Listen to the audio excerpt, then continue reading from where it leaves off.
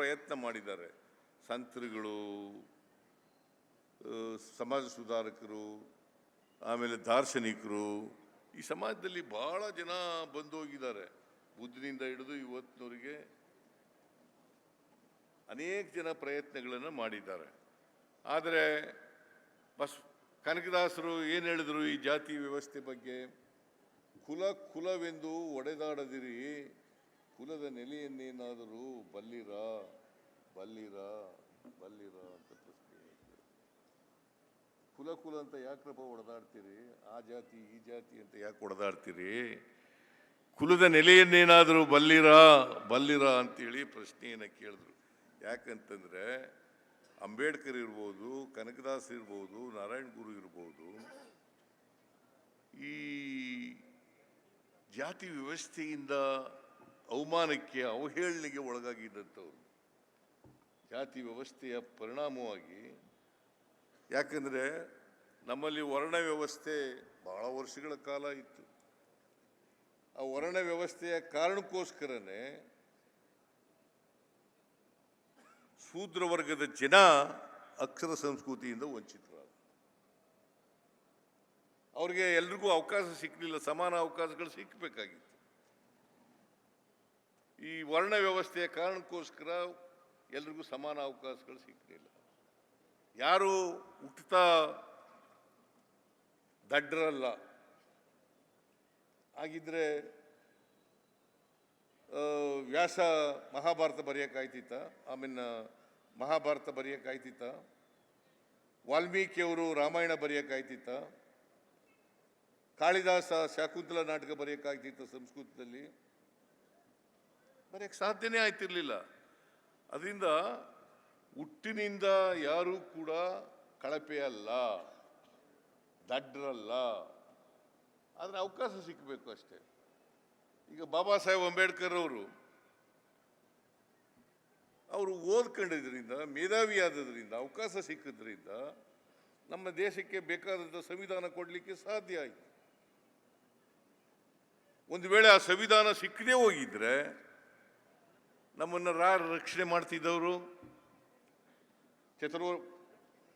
ವರ್ಣ ವ್ಯವಸ್ಥೆಯಲ್ಲಿ ನಮ್ಗೆ ರಕ್ಷಣೆ ಸಿಕ್ತಿತ್ತ? ಸಂವಿಧಾನ ಬಂದ ಮೇಲೆ ರಕ್ಷಣೆ ಸಿಕ್ಕಿರ್ತಕ್ಕಂಥದ್ದು.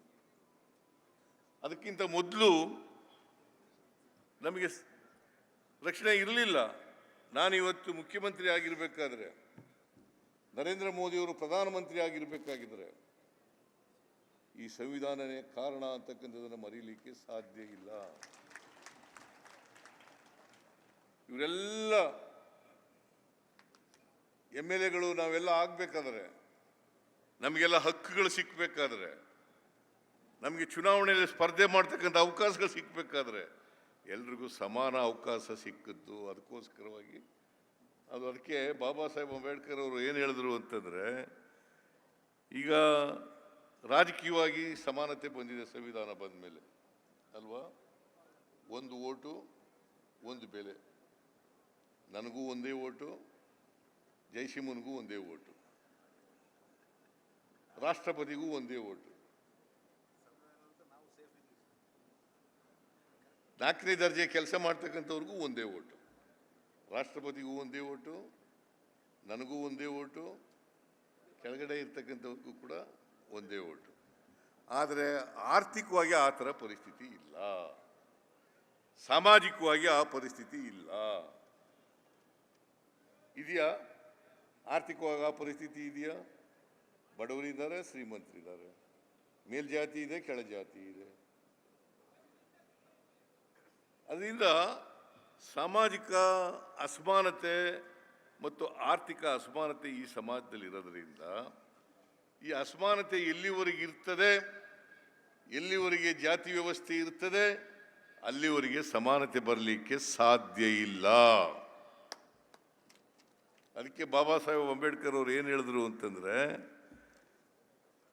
ಬರೀ ನಮಗೇನೋ ರಾಜಕೀಯ ಸ್ವಾತಂತ್ರ್ಯ ಬಂದಿದೆ, ಈ ಸ್ವಾತಂತ್ರ್ಯ ರಾಜಕೀಯವಾಗಿ ಸ್ವಾತಂತ್ರ್ಯ ಬಂದಿದೆಯಲ್ಲ, ಇದು ಯಶಸ್ಸನ್ನು ಕಾಣಬೇಕಾದರೆ, ಇದು ಸಾರ್ಥಕ ಆಗಬೇಕಾದ್ರೆ ಪ್ರತಿಯೊಬ್ಬರಿಗೂ ಕೂಡ ಸಾಮಾಜಿಕ, ಆರ್ಥಿಕ ಸಬಲತೆ ಬಂದಾಗ ಮಾತ್ರ ರಾಜಕೀಯ ಸ್ವಾತಂತ್ರ್ಯ ಬಂದದಕ್ಕೆ ಸಾರ್ಥಕ ಆಗ್ತದೆ, ಇಲ್ಲಿಯವರು ಆಗಲ್ಲ.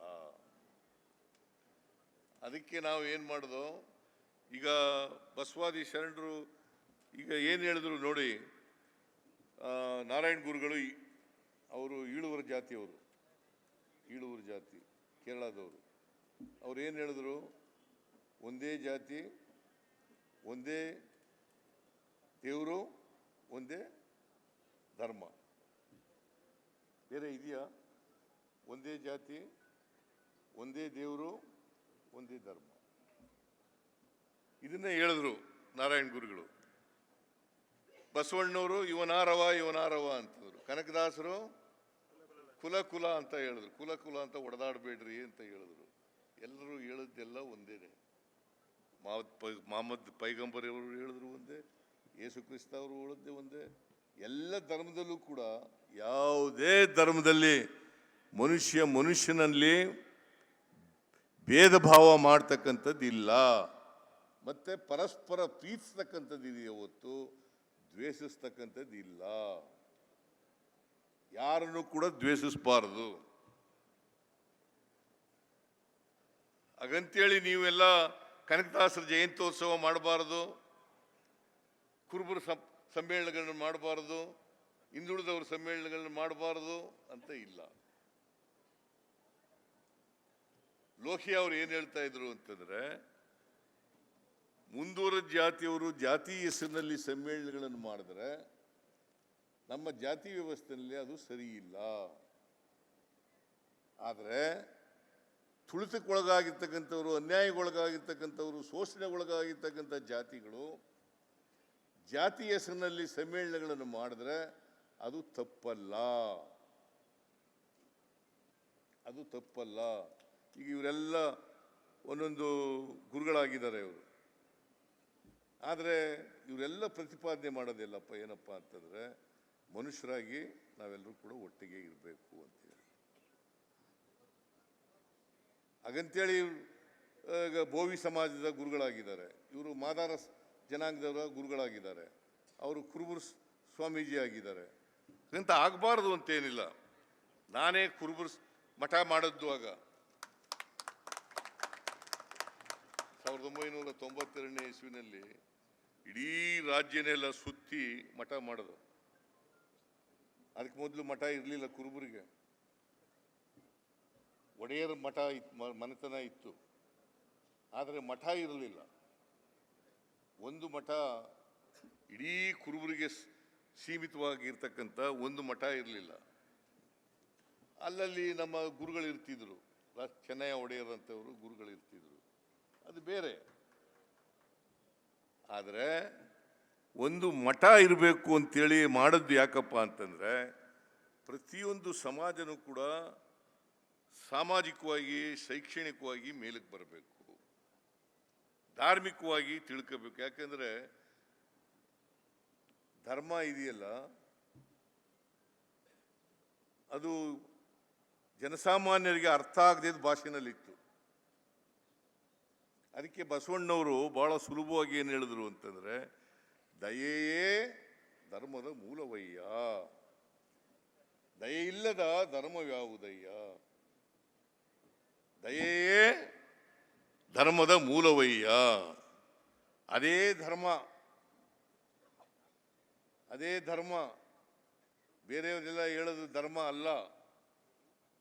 ನಾವು ಅದಕ್ಕೆ ಹೇಳಿದ್ದು, ನಾರಾಯಣ ಗುರು ಏನು ಹೇಳ್ತಾರೆ ಅಂತಂದರೆ, ಒಂದೇ ಜಾತಿ, ಒಬ್ಬ ದೇವರು, ಒಂದೇ ಧರ್ಮ ಅಲ್ವಾ? ನಾವೆಲ್ಲ ಮಾನವ ಧರ್ಮದವರು. ಒಟ್ಟಾರೆ ಅಂತಿಮವಾಗಿ ಮನುಷ್ಯ ಧರ್ಮ ಆಗಬೇಕು, ಸ್ಥಾಪನೆ ಆಗಬೇಕು. ಅದಕ್ಕೆ ಕುವೆಂಪು ಏನು ಹೇಳ್ತಾರೆ ಅಂತಂದರೆ, ಹುಟ್ಟುವಾಗ ವಿಶ್ವಮಾನವನಾಗಿ ಹುಟ್ಟುತ್ತಾರೆ ಎಲ್ಲರೂ ಕೂಡ ವಿಶ್ವಮಾನವನಾಗಿ ಹುಟ್ಟುವಾಗ ಬೆಳೀತಾ ಬೆಳೀತಾ ಬೆಳೀತಾ ಬೆಳೀತಾ ಅಲ್ಪಮಾನವರಾಗ್ಬಿಡ್ತಾರೆ. ಯಾಕಂತಂದರೆ ನಮ್ಮ ಜಾತಿ ವ್ಯವಸ್ಥೆಯ ಪ್ರಭಾವದಿಂದಾಗಿ ಹಂಗಾಗ್ಬಿಡ್ತಾರೆ. ಅಲ್ಪಮಾನವರಾಗಬಾರ್ದು, ನಾವು ವಿಶ್ವಮಾನವರಾಗಲಿಕ್ಕೆ ಪ್ರಯತ್ನವನ್ನು ಮಾಡಬೇಕು. ಅದನ್ನೇ ಕನಕದಾಸರು ಬಯಸಿದ್ದು. ನಾನು ಕನಕದಾಸರ ಕಥೆ ಎಲ್ಲ ಹೇಳಕ್ಕೆ ಹೋಗಲ್ಲ ಈಗ. ಕನಕದಾಸರು ಅವರು ವ್ಯಾಸರಾಯರ ಹತ್ರ ಶಿಷ್ಯರಾಗಿದ್ದರು. ವ್ಯಾಸರಾಯರು ಮೇಲ್ಜಾತಿಗೆ ಸೇರಿದವರು, ಆದರೆ ಅವರು ಜಾತಿ ಮಾಡ್ತಾ ಇರಲಿಲ್ಲ. ಆದರೆ ಅವರಲ್ಲಿದ್ದಂಥ ಮುಂದುವರೆದ ಜಾತಿಯ ಮೇಲ್ಜಾತಿಯ ಶಿಷ್ಯಂದ್ರಿದ್ರಲ್ಲ, ಅವ್ರು ಜಾತಿ ಮಾಡ್ತಾರೆ.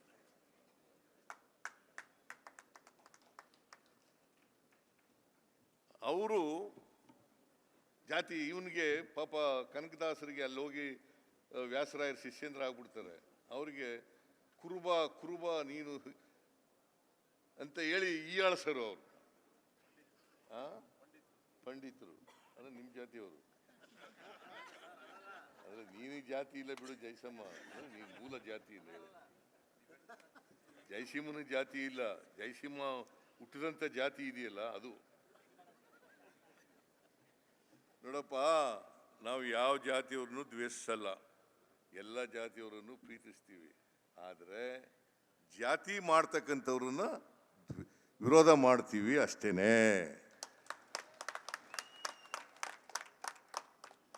ನಾವು ಯಾವ ಜಾತಿಯವ್ರನ್ನು ವಿರೋಧ ಮಾಡಲ್ಲ, ಎಲ್ಲ ಜಾತಿಯವ್ರನ್ನು ಪ್ರೀತಿಸ್ತೀವಿ, ಎಲ್ಲ ಧರ್ಮದವ್ರನ್ನು ಪ್ರೀತಿಸ್ತೀವಿ. ಆದರೆ ಯಾರು ಜಾತಿ ಮಾಡ್ತಾರೆ ಅಂಥವ್ರನ್ನ ವಿರೋಧ ಮಾಡ್ತೀವಿ, ದ್ವೇಷಿಸಲ್ಲ, ವಿರೋಧ ಮಾಡ್ತೀವಿ.